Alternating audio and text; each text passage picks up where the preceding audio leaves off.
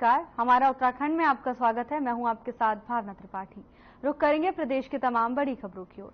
नैनीताल के रामनगर में स्थित कांग्रेस कार्यालय में कांग्रेसियों ने एकत्र होकर उत्तराखंड आंदोलनकारियों के फोटो पर फूल अर्पण कर उनको श्रद्धांजलि दी और उनके लिए मौन रखा। सभी आंदोलनकारी के बलिदान को याद करते हुए कांग्रेसी नेताओं की आंखें भी नम हो गई। हर वर्ष की तरह इस वर्ष भी कांग्रेस कार्यालय में कांग्रेसियों ने उत्तराखंड को नया राज्य बनाने के लिए मांग उठाने वाले शहीद आंदोलनकारियों को श्रद्धांजलि देते हुए उनके बलिदान को याद किया।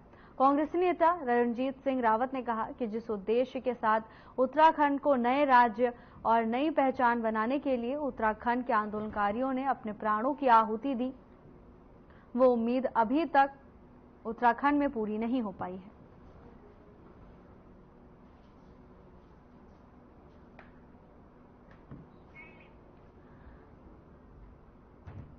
कांग्रेस नेताओं ने शहीदों को श्रद्धांजलि दी। मसूरी गोलीकांड की 30वीं बरसी को लेकर कांग्रेसवासी इकट्ठा हुए और उन्होंने आंदोलनकारियों को श्रद्धांजलि दी। तो वहीं कांग्रेस ने बीजेपी पर तंज भी कसा। उन्होंने कहा कि जिस सपने के साथ आंदोलनकारियों ने अपने प्राणों की आहुति दी, वो सपना अभी तक पूरा नहीं हो पाया है। रामनगर में कांग्रेसियों ने आंदोलनकारियों को श्रद्धांजलि अर्पित की। इस दौरान उन्होंने बीजेपी पर भी जमकर कटाक्ष किया।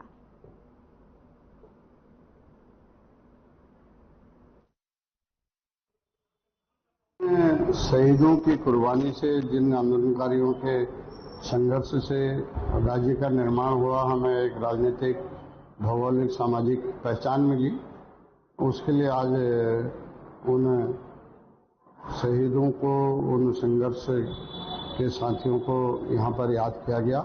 और निश्चित रूप से राज्य बनने के बाद कई क्षेत्रों में हमने तेजी से विकास किया, जिसमें मुख्य रूप से ढांचागत विकास, जिसमें सड़क है, बिजली है, पानी है।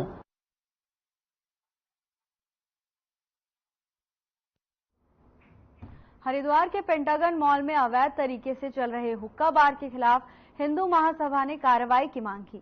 हिंदू महासभा के प्रदेश अध्यक्ष हितेश चौहान के नेतृत्व में महासभा के कार्यकर्ताओं ने उप जिलाधिकारी अजय वीर सिंह को ज्ञापन सौंपा। हितेश चौहान ने ज्ञापन में बताया कि पेंटागन मॉल में लंबे समय से अवैध तरीके से हुक्का बार चलने की शिकायतें मिल रही हैं, जो युवाओं के भविष्य के लिए हानिकारक हैं। उन्होंने कहा कि ऐसी गतिविधियों पर रोक लगाने के लिए जल्द से जल्द उचित कार्रवाई होनी चाहिए। ज्ञापन को गंभीरता से लेते हुए उप जिलाधिकारी अजय वीर सिंह ने संबंधित अधिकारियों को त्वरित कार्रवाई करने के निर्देश दिए हैं। उन्होंने आश्वासन दिया कि मामले की जांच कर आवश्यक कदम उठाए जाएंगे। खबर हरिद्वार से है, जहां अवैध हुक्का बार के संचालन को लेकर अधिकारियों को ज्ञापन सौंपा गया है। तो वहीं अधिकारियों ने आश्वासन दिया है कि उचित कदम उठाए जाएंगे। पेंटागन मॉल में अवैध रूप से हुक्का बार का संचालन किया जा रहा है, जिसको लेकर हिंदू महासभा ने अधिकारी को ज्ञापन सौंपा है। तो वहीं अधिकारी ने भी आश्वासन दिया है कि जल्द से जल्द इसको लेकर कार्रवाई की जाएगी। हिंदू महासभा के सदस्यों का कहना है कि अवैध हुक्का बार के संचालन से युवाओं के भविष्य पर असर पड़ रहा है, जिसको देखते हुए हुक्का बार के संचालन को बंद कर देना चाहिए।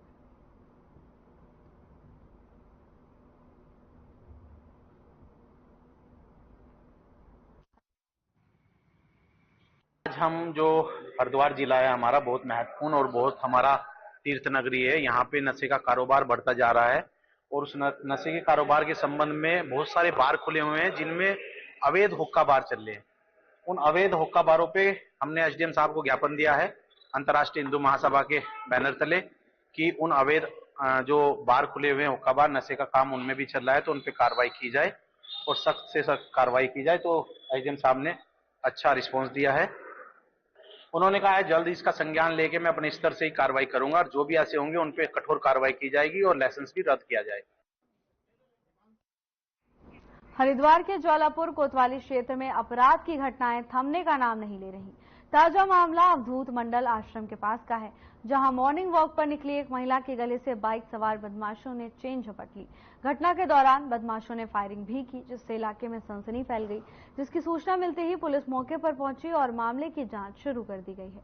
वहीं इस घटना ने क्षेत्र के लोगों में भय का माहौल पैदा कर दिया है। पुलिस अभी तक करोड़ों की लूट के मामले को सुलझा भी नहीं पाई थी कि ये नई घटना सामने आ गई। हरिद्वार में अपराधियों के हौसले बुलंद नजर आ रहे हैं। लगातार एक के बाद एक घटनाएं सामने आ रही हैं, जिसको लेकर पुलिस एक्शन मोड में नजर आ रही है। लगातार चोरी की घटनाओं से क्षेत्र में दहशत का माहौल है। तो वहीं अब एक नया मामला सामने आया है, जिसमें बदमाशों ने चेन स्नैचिंग की वारदात को अंजाम दिया है। हरिद्वार में पुलिस लाख दावे कर रही है। कानून व्यवस्था सुचारू होने के दावे पुलिस प्रशासन की ओर से किए जा रहे हैं, लेकिन दूसरी तरफ बेखौफ बदमाश लगातार वारदातों को अंजाम दे रहे हैं। बदमाशों के हौसले बुलंद होने के कारण लोगों में दहशत का माहौल है। एक के बाद एक नई आपराधिक घटनाएं सामने आ रही हैं। ताजा मामला हरिद्वार का है, जहां चेन स्नैचिंग की वारदात को अंजाम दिया गया है। मामले की सूचना पुलिस को दे दी गई, जिसके बाद पुलिस घटनास्थल पर पहुंची और मौके का जायजा लिया। तो वहीं तमाम सबूतों के आधार पर पुलिस कार्रवाई में जुट गई है। प्रदेश में लगातार बढ़ रहे अपराधों पर अंकुश लगाने के लिए पुलिस अब एक्टिव नजर आ रही है। तो वहीं बदमाश भी एक के बाद एक नई आपराधिक घटनाओं को अंजाम दे रहे हैं, जिससे आसपास के लोगों में भय का माहौल देखा जा रहा है। ताजा मामला हरिद्वार का है, जहां चेन स्नैचिंग की वारदात को अंजाम दिया गया। महिला से चेन छीनकर चोर फरार हो गए, जिसके बाद मामले की सूचना पुलिस को दी गई। पुलिस घटनास्थल पर पहुंची और स्थिति का जायजा लिया।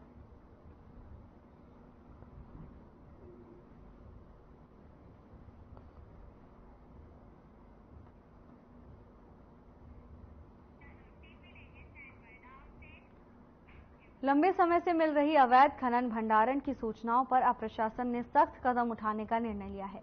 उप जिलाधिकारी अजय वीर सिंह ने इस संबंध में आवश्यक निर्देश दिए। सिडकुल से बहादुराबाद जाने वाले मुख्य मार्ग पर लंबे समय से खनन के अवैध भंडारण की शिकायतें मिल रही थी। जगह जगह इन अवैध भंडारों की उपस्थिति के बावजूद खनन माफिया लगातार अपनी गतिविधियों को अंजाम दे रहे हैं, जिससे सरकार के राजस्व को भारी नुकसान हो रहा है।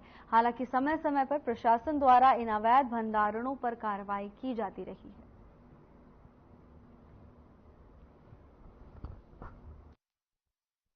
इसमें पूर्व में भी एक शिकायत प्राप्त हुई थी, हमारे द्वारा कार्रवाई करी गई थी और इसमें माइनिंग ऑफिसर को मेरे द्वारा चिन्हित करने के लिए बोले गए, चिन्हीकरण करने के लिए। तो इसमें जल्दी कार्रवाई करेंगे जैसे ही चिन्हित कर लिया जाता है कि किनके द्वारा अवैध भंडारण किया जा रहा है। इसके अतिरिक्त जगह जगह पे जो अवैध खनन की शिकायतें भी हुई थी, उसके लिए भी हमारे द्वारा लगातार चेकिंग करी जाती है और आज 1-2 दिन के अंदर हम दोबारा से इसमें कार्रवाई करेंगे। ये लास्ट टाइम भी हमारे द्वारा जो कुछ स्थान ऐसे थे जहाँ पे निरंतर बार-बार अवैध भंडारण किया जा रहा था, उन लोगों को पुलिस के माध्यम से भी और माइनिंग डिपार्टमेंट के माध्यम से भी अवगत कराया गया था और वहाँ पे सीज भी करा गया था मौके पे, और इस बारे भी हम लोग दोबारा कार्रवाई करेंगे।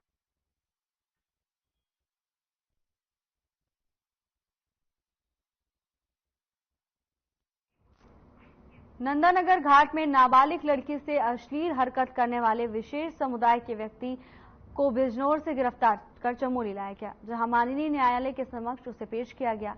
एसपी चमोली सर्वेश पवार ने जानकारी देते हुए बताया कि नंदानगर घाट में घटना के आरोपी को चमोली पुलिस द्वारा गैर प्रांत उत्तर प्रदेश के बिजनौर से गिरफ्तार कर लिया गया है और न्यायालय में पेश किया गया और अग्रिम कार्रवाई की जा रही है। उन्होंने नंदानगर घाट के आमजन से अपील करते हुए सौहार्दपूर्ण माहौल रखते हुए शांति व्यवस्था बनाए रखने की अपील की है। उन्होंने कहा कि कानून अपना काम कर रहा है, किसी को भी कानून को अपने हाथ में नहीं लेने दिया जाएगा।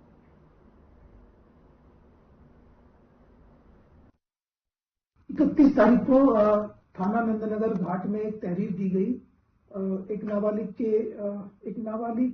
लड़की के पिता के द्वारा कि उसकी लड़की से वही रहने वाले आरिफ खान के द्वारा जो है छेड़छाड़ की गई। इस तहरीर पर तत्काल नंदानगर थाने पर मुकदमा पंजीकृत किया गया।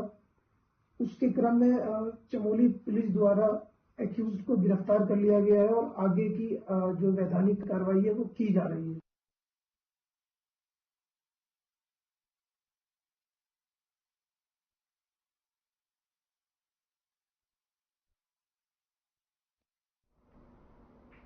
मुख्यमंत्री पुष्कर सिंह धामी जम्मू कश्मीर में होने वाले विधानसभा चुनाव में बीजेपी के लिए स्टार प्रचारक की भूमिका निभाएंगे।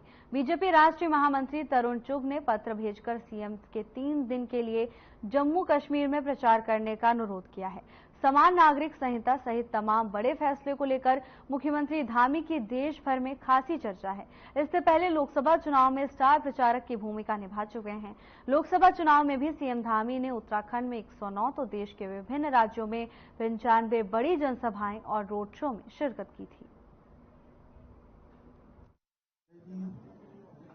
आदित्य जी और पूरे इस समस्या अभियान के काम को गति देने का जिनके पास दायित्व है, श्री कुलदीप जी एवं हमारे आदरणीय मंत्रीगण, आदरणीय सतपाल महाराज जी, आदरणीय गणेश जोशी जी, हमारे सभी दायित्ववान कार्यकर्ता, सभी पदाधिकारीगण प्रदेश के, हमारे जिलों के सभी आदरणीय विधायकगण, सभी उपस्थित कार्यकर्ता भाइयों एवं बहनों, हमारे पत्रकार मित्रों एवं छायाकार बंधुओं, मैं सबसे पहले उत्तराखंड भाजपा सदस्यता अभियान के शुभारंभ अवसर पर आप सभी पदाधिकारियों, कार्यकर्ता एवं सभी भाई बहनों का यहां पर अपनी ओर से आप सबका मैं स्वागत करता हूं, सबका अभिनंदन करता हूं। आज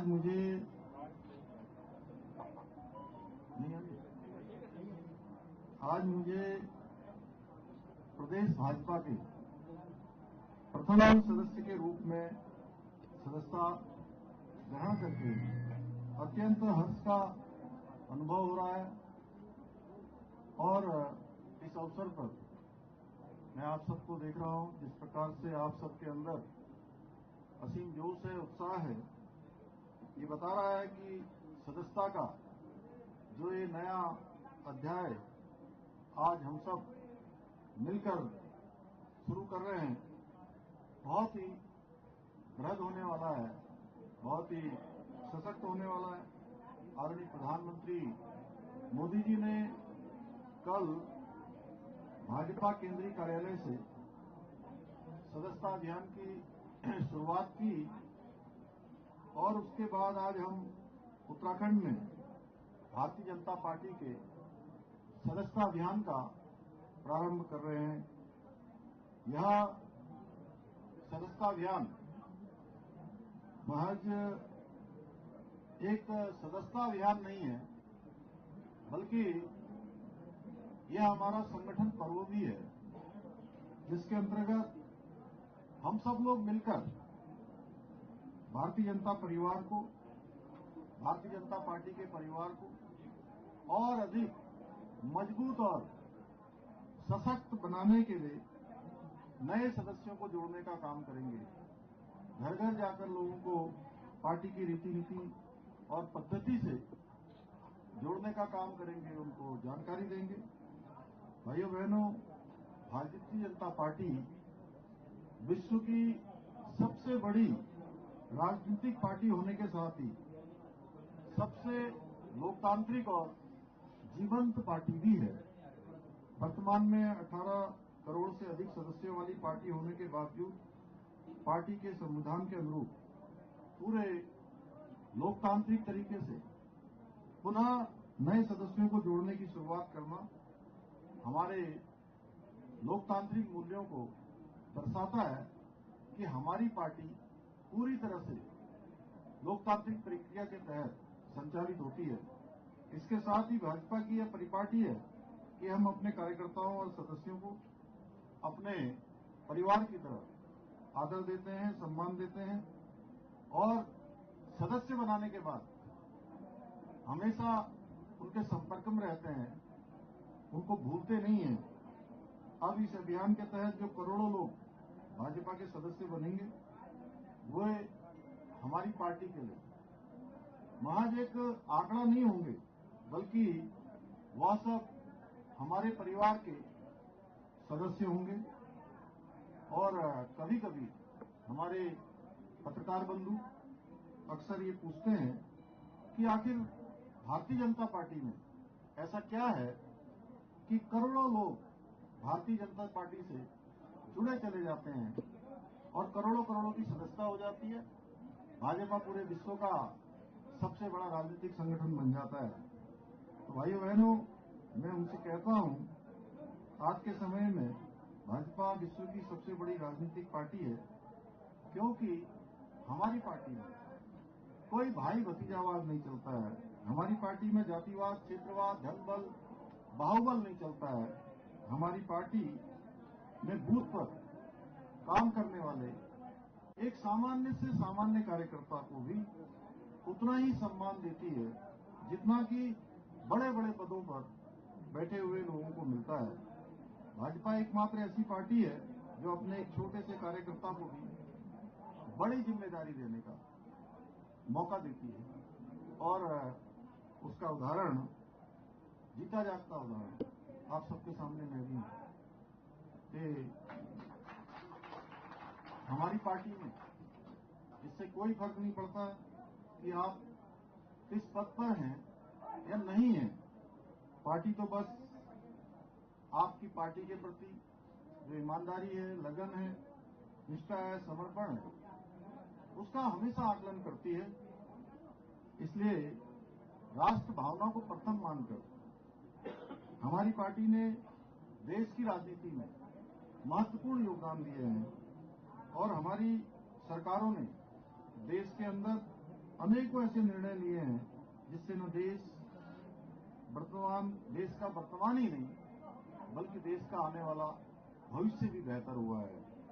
हम सभी को याद होगा कि 10 को लंबी हमारी मांग के बाद हमारा प्रदेश उत्तराखंड देश के मानचित्र पर अलग राज्य के रूप में स्थापित हुआ और उसमें सबसे बड़ी निर्णायक भूमिका तत्कालीन हमारे उस समय के प्रधानमंत्री भारत स्वर्गीय पंडित अटल बिहारी वाजपेयी जी थे, जिन्होंने अपने कालखंड में अलग राज्य का निर्माण किया था उत्तराखंड वासियों की भावना का सम्मान करते हुए। एक तरफ जहां उनके कार्यकाल में संपन्न हुए परमाणु के पोखरण के परीक्षण में भारत को परमाणु शक्ति संपन्न राष्ट्र बना दिया, वहीं दूसरी ओर प्रधानमंत्री ग्रामीण सड़क योजना जैसी अनेक योजनाओं ने देश की कायाकल्प करने में, देश की काया पलट करने में महत्वपूर्ण भूमिका निभाई। भाइयों बहनों, उस समय प्रधानमंत्री अटल बिहारी वाजपेयी जी जब ये ग्रामीण सड़क की योजना बना रहे थे कि पूरे देश के अंदर ऐसे गांव जो सड़कों से वंचित हैं उन सभी को सड़कों से जोड़ा जाना है, तो बहुत सारे लोगों ने उनको सुझाव दिए कि आप इन सड़कों का नाम अपने नाम से उनका नामकरण कर दीजिए, अपना नाम रख दीजिए, अटल सड़क योजना नाम रख दीजिए। लेकिन अटल जी की दूरदृष्टता थी, उनका विजन था कि ये योजना हमेशा चलनी चाहिए, ये योजना रुकनी नहीं चाहिए।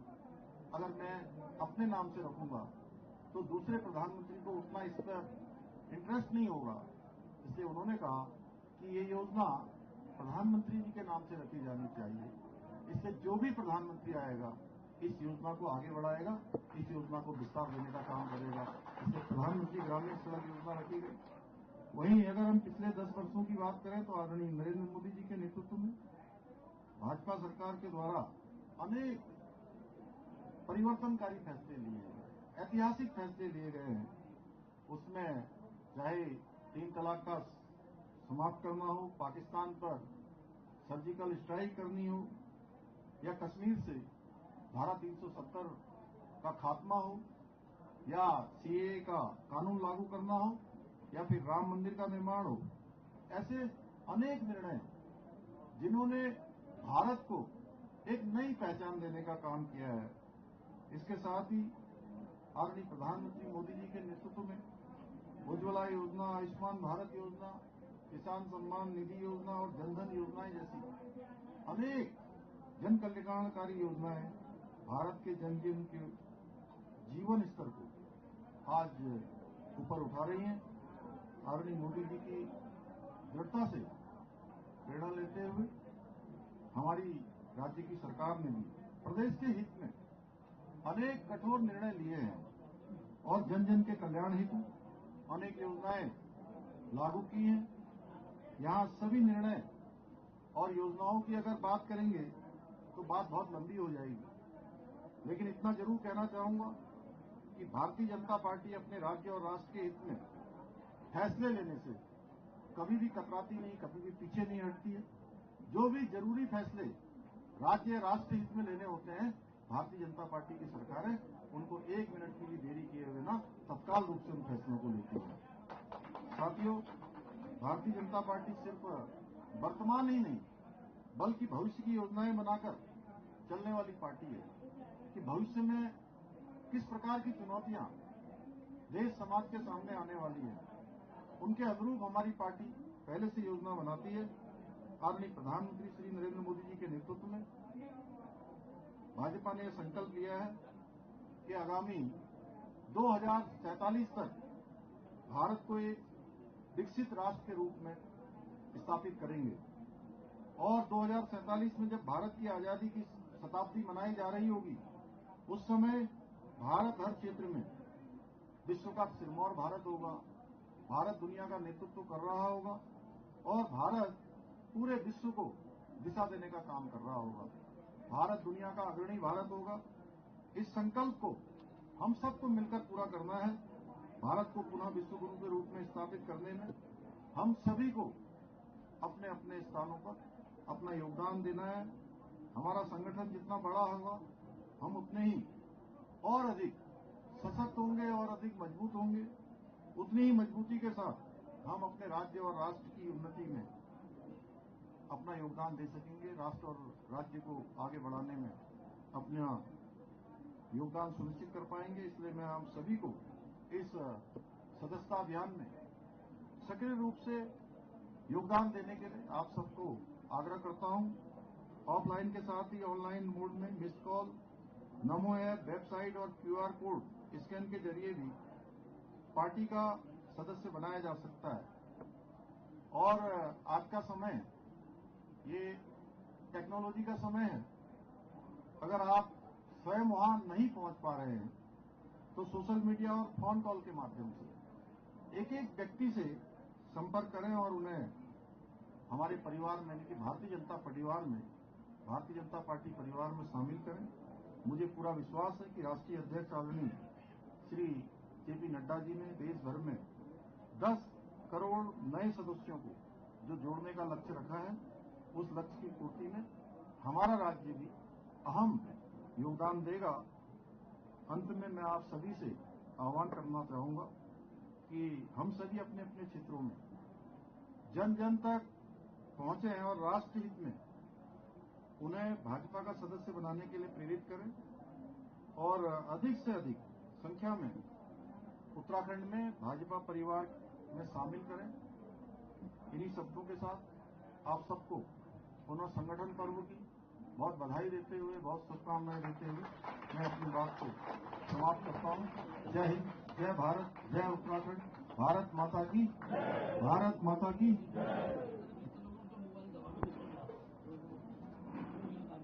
धन्यवाद माननीय मुख्यमंत्री जी। संगठन पर्व सदस्यता अभियान इसमें अपने सभी प्रदेश के पदाधिकारी। फिलहाल के लिए बस इतना ही। जल्द हाजिर होंगे नई अपडेट्स के साथ। नमस्कार।